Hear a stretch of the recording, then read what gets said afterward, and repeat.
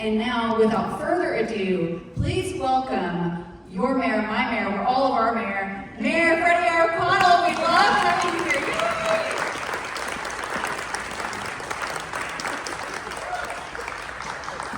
Good afternoon, everybody. It is great to be with you again out here with the Madison Rivergate Chamber. Will you all do me just a quick favor? And I know from having been there myself how important it is to have community leaders. Will you all help me thank Laura, Ashley, Nancy, all the people who make Madison I think Patrick is here too. Harken Hall is just such an amazing venue right here on Madison Station. Will you all help me thank Patrick for this special place? And I will say it's impressive to see this many people here now that March Madness is underway. I know a lot of people are checking their phones. Great to be here with so many public leaders too. I know we just heard from Judge Bell. We've got School Board Chair Frida Player with us, Zach Young, also from the school board. Councilmember Jennifer Gamble is here right across the railroad tracks from District 3, and Ray Render always ubiquitously representing Congressman Rose, and thank you, Ray, for always being so present with me. Thank these public leaders for us, it's really important. And I know we'll talk about our Metro Nashville Police Department a little bit more in just a moment, and then someone who is also key to our safety efforts is Ben McDonough, who leads both our Beer Board and Office of Nightlife, so thank you all. We've got a lot of Metro leaders who are so crucial to the work of the city. So great to be with you all. Now, I'll tell you, I'm proud to stand with our younger daughter just got her first pair of roller skates, and I'm proud to stand before you today as the 4th fastest Rivergate Skate Center 18 and up skater from about 7 Saturdays ago. So just, y'all should know that Zach has seen photographic evidence of the event. But it's such a special part of the city. There's a lot of positive things happening here between Madison and Rivergate, and I wanted to just share with you a quick reflection on being just down Madison Station Boulevard from here at Anqueese Station about 3 years ago. We were out here just to talk, did a quick little campaign video, just a cheap thing with a phone, standing there at the station, just talking about how important Madison Station Boulevard was, and I think that you all know that Nancy Van Reese was such a critical leader in advocating for that and working with Representative Bill Beck at the time to get that done is a great example of state and local partnership. And we were kind of reflecting on that and how more communities deserve exactly that kind of investment that is not just a safer street, but actually a better street for business, for community, that supports amenities like this, Anqueese Station itself, Madison Library, Madison Station as a project. And then it's amazing now, because as I get to share an update with you about Choose How You Move, which is the incredible transit improvement program that hundreds of thousands of us together a couple Novembers ago said we should do this across the entire city. It shows that we can turn simple ideas like just standing out there on that old historic train station platform, thinking about the future of infrastructure. We can take ideas to reality. It is a case of taking aspiration to action, and I'm very excited to share with you a couple of key updates. So it's, for me, transformative improvements that happen on a small scale, a neighborhood scale, playing out in small ways across the city every day, add up to a much bigger and better city. And you all probably know this, the 56 is our second busiest route in all of WeGo's transit service area. We've improved the service there so that it runs every 15 minutes instead of just 20, and as a result of our investments last year alone, with some consistency, reliability, the things that make it better, ridership on that route increased another 10%. Every single time, and I say this from having been on our Transit Authority Board of Directors years ago, when we make transit more convenient and reliable, ridership always increases. Going beyond just that transit service level though, Gallatin Pike is one of our first major full corridor improvement projects. We're going to be from downtown out toward the county line. We're going to be making it safer, easier, working better for the community. We're already underway in the design process. This summer we'll start work on better pedestrian signals, crosswalk striping, and curb ramps at Gallatin and Altaloma. These improvements we know are key for businesses here who need their locations to be as accessible as possible. And then For everybody who's driving up and down, there are more than 25 intersections just here in Madison that will get smart traffic signals as a part directly of Choose How You Move. And what that means is more green lights for everybody moving around Madison, which is a big deal. We've already started it on 11 and Pike. It was the first full corridor to get start to bottom smarter traffic signals. And even before we have fiber run all these signals to make them truly real-time and dynamic, they can still connect to a state-of-the-art traffic management center. And in their first several months of implementation, we've already put minutes back into people's lives. And what that means ultimately is we get this program off the ground across the city. We're all spending more time with each other in convenings like this, with friends and family, with colleagues in the places we want to be, with the people we want to be, rather than spending time getting to them. And that's a big deal. It's a whole part of the program. We're glad to see it working. These are smart improvements we know people not only need, but wanted and asked for, and we're glad to be delivering them. We'll have an express route that runs straight from Rivergate to downtown, and so we're going to see all of that happening. Now, part of what we're trying to do is make this something that works well for business and workforce too. We know that our economic and community development team's work isn't just about recruiting companies, it's about building these supports for business so that businesses that need sidewalks, that need less traffic and congestion around their entrances are getting them, but they also need clear, visible pathways for people professionally and developing in their own lives. Our goal is so that any Nashvilleian from birth through either high school graduation or GED or junior college, associate's degrees, college degrees, grad school, whatever, anytime you get into the workforce, that you can see yourself in any job that people in this room have helped us create in the city, that any of the opportunities that we're bringing, whether it's at Oracle's global headquarters or at one of the great small businesses here in Madison, that you can achieve one of those jobs, you can gain financial stability and eventually start to build wealth for you and your family. And so I did want to make sure that you all know about a few of our small business incentives. The first is a fast-growing business grant program. Companies with fewer than 100 employees globally that add 10 or more jobs in a 12-month period are eligible for a one-time $500 per job grant. It's actually $750 for veterans. The second is a property investment incentive. If you're constructing or rehabilitating the exterior of a commercial property with an existing property value less than $1 million, you can get a grant for up to 50% of the investment and the improvements up to $50,000. And the reason we have these programs is we want our small businesses to stay just like our residents.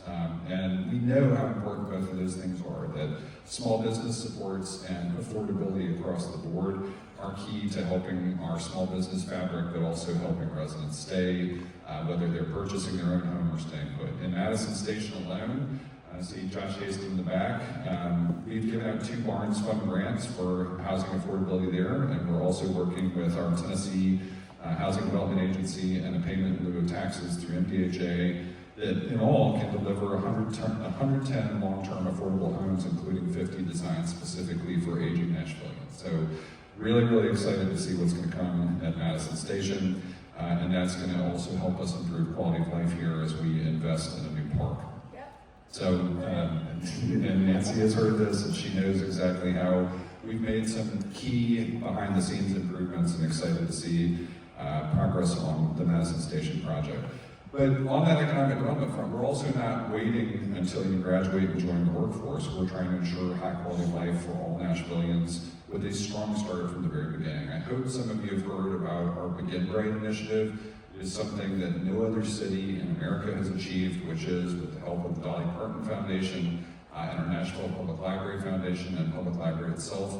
We are putting in every single certified child care center in the city a free library full of books from Dolly Parton's Imagination Library. It's an incredible program. We made a $1 million investment as a city. I see Freddie O'Connell. It's worth talking about. We just started with our first 25 early childhood centers. We'll add 30 roughly per quarter until we've got them all done in the city. And the best part about this program is this isn't just a one-time investment. Our $1 million investment as a city has been joined by a lot of generosity from our philanthropic community, and it is endowed in perpetuity. So this is the kind of thing that we already planned for the success of this program well into its future. We've got a a great group of researchers from Vanderbilt helping prove out the model, and it's just extraordinary to be able to do that.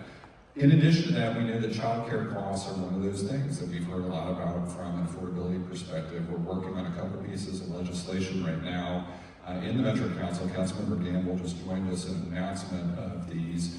They should make it easier for child care centers of any kind to be like affordable housing at the front of the queue of permits. Not that there's any reduction of scrutiny, there's just an acceleration of speed. We're saying getting child care through permitting is as important as housing affordability in the queue.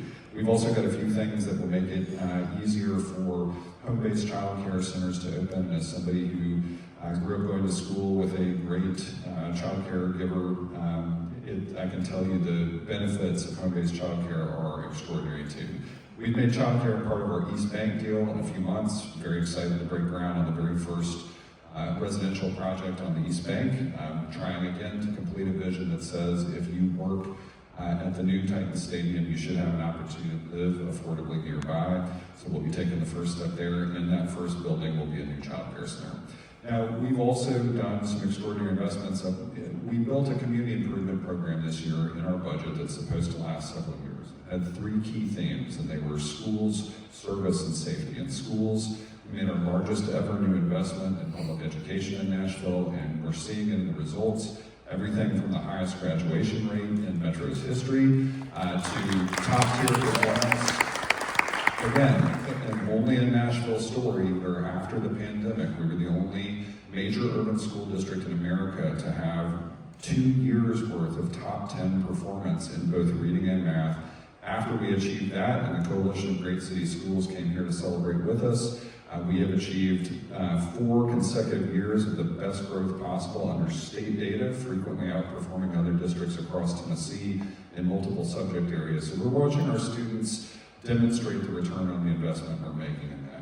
And then finally on safety, we protect every single one of these investments, from our transportation and the supports we're offering for business, the economic development, the student performance, the participation in the overall city, our parks and libraries, by making them safe. And that is ultimately the top responsibility of government. Now, I know we've had not just Commander Anderson, but several officers here too. Would y'all help me celebrate their work on public safety as well?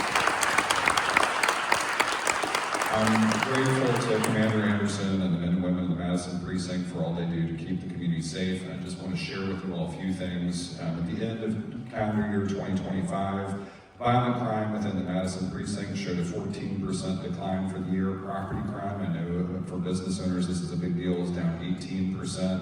And the work that we've done over the past couple of years, swearing in new officers, working on a community safety task force, really smart policing strategies that Chief Drake is pursuing throughout the department with a combination of precision policing, but also letting officers focus on where crime is and taking a couple of approaches to get them out in the field responding to crime rather than doing more busy work. It's continuing, meaning here in Madison, violent crime is already this year down an additional 12%, property crime showing an additional 17%. That builds on citywide performance. Last year in Nashville, crime was down in every category, in every police precinct in the city. It's a big deal. In some cases, including homicides and robberies, we saw rates lower than we've seen since the 1960s. So we are seeing some great police work. We're building on that with some great community safety programs that help prevent sources of crime where they might originate. And I want you all to be aware that we are very, very focused on making sure the city is safe as it grows. To be able to accomplish these kinds of public safety statistics in a growing city is a remarkable achievement. And again, a lot of that is thanks directly to our first responders, specifically our Metro Nashville Police Department, led by Chief Drake, and great leaders within it like Commander Anderson. So again, thank you all for the work you're doing. Now, I know Laura mentioned the storm, and I want to leave some time for questions, but I can't come and not share with you some of my reflections on one of the biggest and most significant and devastating weather events we've had in the city's history and our response to it. And I'll say, any conversation about this, recognizing the magnitude of it, really has to start with my personal gratitude to the utility line workers, again, our police officers, our firefighters, our Hall Center folks, our snowplow operators, our nurses and doctors, people who stepped up for all of us, specifically in 24/7 shifts. I mean, we had people working around the clock with NDOT at our warming locations, manning phones, setting up things that we don't usually do, like emergency transportation to our warming locations. I want to give you a quick rundown of our day-by-day response. Within 24 hours of ice covering just about everything in the city, we had shelters open for people who needed it, and within the next 24 hours, we were offering safe transportation to these shelters for anyone who needed it. The storm was Sunday. By Monday, after days of pre-treating roads, then plowing as snow started to fall, and continued to plow as ice started to cover things, NDOT started their debris removal work, and they were prioritizing clearing paths for line workers. And just so you all understand, our two priorities were enabling NES to restore power as quickly as possible, and then life safety for anybody whose power had not yet been restored. So within the span of a week, NDOT went from all that brining and plowing to cutting trees in the middle of streets and clearing debris. Within the first week alone, they completed 4,500 tree and debris removal jobs. And I'll tell you, what they're still doing is running crews all over the city. Even on the way out here, saw a few limbs still in the streets, but they are crisscrossing streets all across the county. They've already done 1 million cubic yards of tree debris. This is the largest ever between NDOT and Parks' assessment, largest ever tree damage we've ever seen as a city in any ability to record it in Nashville's history. So their work continues. The reason we tell people to move it to the curb and not just burn it or otherwise dispose of it, chip it yourself, is because we're weighing it. If you see a pile of debris, that's money we hope to get back from FEMA. It represents money that we hope to get back in assistance from our federal partners. And so we are actually, when they come by with those trucks and you leave it on the curb, you're helping the city recover funding in the future. So please be patient as they do it. They've been out for weeks already, and 1 million cubic yards is no small amount of tree debris. We had our metro schools open by the Tuesday the week after the storm, earlier than many other districts in Tennessee. But I know, too, as somebody whose power was out for 5 days when the March 2020 tornado came through, it's a strange and unsettling thing to be in your home every day wondering if you can or should safely stay there. And we can always learn and do better. And so I signed an executive order as soon as we were done with the state of emergency, creating a winter storm response commission that's now led by former Mayor and Governor Phil Bredesen, who had both the 1994 ice storm and the 1998 tornado occur on his watch. I felt like his experience and wisdom would be exactly what this commission needed. They will review the entirety of the storm response, and one of the things they'll look at is how NES and Metro communicated and responded during the storm. Also, following the local state of emergency, we launched Restore Nashville, which is a comprehensive program to guide our recovery. We want to not just restore power, but ultimately restore people and community. On Tuesday, the Metro Council approved some property tax relief for properties that were partially or completely destroyed during the winter storm event. The assessor will work with those properties to conduct a reassessment. Metro Codes has also suspended permit fees related to rebuilding after the storm. Metro Council authorized those on February 17th. If your home or business was damaged, the rule cancels the fees you usually have to pay for repair permits for building repairs, electrical work, gas, mechanical, plumbing.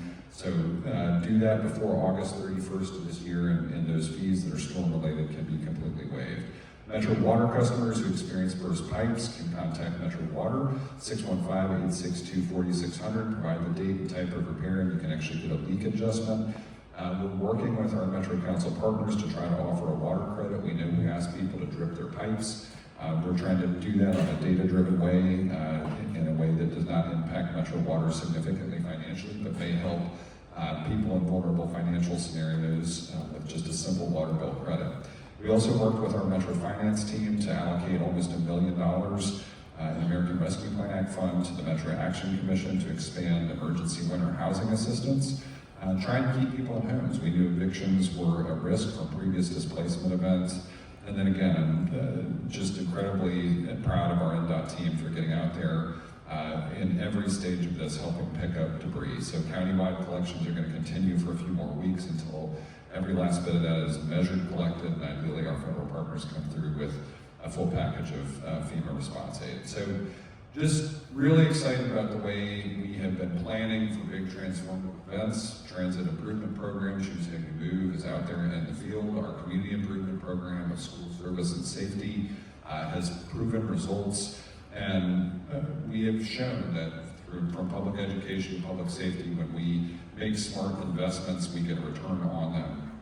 And that's so important because we are a town that has grown a lot. And whether you grew up here like me or moved here as quickly as you could, it's not the same town it was even 10 years ago. And so we want to make sure that as we continue to grow, we're doing it in the most comfortable possible way that lets residents know that this great small business fabric that you all are all part of out here in Madison and Rivergate continues to thrive, and that everybody who chooses to can find a safe and secure home somewhere in the city, ideally in a neighborhood they're choosing. And we want this to be a place where, yes, our businesses stay, but more importantly, the people who make this city great stay. And that means staying close to family, means staying in neighborhoods where you value your neighbors and know them by name. It means staying in the schools that our kids love, and our daughters right now are in elementary and high school and metro schools.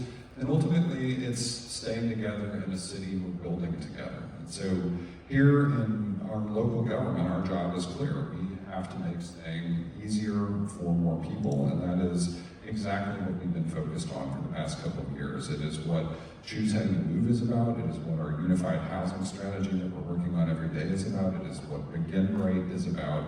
And ultimately, it's what we learned as a positive takeaway from the ice storm. The moments when we need each other the most, the number of stories that may not have gone viral, but that I heard in our office, that I heard from my parents who, as soon as their power was back on, took in one of my mom's old colleagues and her husband. The stories of us looking after one another are some of the most profound stories we can continue to tell to one another. And it's, I think back to the flood of 2010, I think back to my own efforts, then March 2020 tornadoes, the December 2023 tornadoes, which I know hit Madison especially hard. Being with, seeing the level of support for one another in times of crisis, and then using it to get better in times of calm is what we do best. And it is one of the things that makes me proudest of all to be mayor of this great city. So thanks for having me with you today. And Laura has allowed a little time for questions, I hope. So, really quick, just in case anybody has to scurry out, we're going to do door prizes. Okay. But don't go away. We will allow questions after that. If we can bring door prizes up, and while we're doing that, I do want to thank MSUD for bringing our water. I don't want to call it Cumberland Punch; it's called like Cumberland Champagne. And we also want to thank Sidekicks Cafe for providing our tea and coffee. Thank you very much. And last but absolutely not least, we want to thank Crave Catering for this incredible meal. If I could get just like a full teacup of that chili sauce to drink on the way home, I would really appreciate it, because I'm gonna need that. And I know we have Easter coming up. As a carrot cake fiend, and that can tell you basically what every carrot cake in town tastes like. The best carrot cake anywhere is Crave Caterings. And so if you like order a sheet of it, it is absolutely to die for. Thank you, Crave, so much. We greatly appreciate it. And they have an amazing menu far beyond this. So check them out for any of your events. Or if you guys just want to like meet in the parking lot and come up with like a way we can split up dinners so that I can have it more often, I would do that too. All right, so door prizes. First,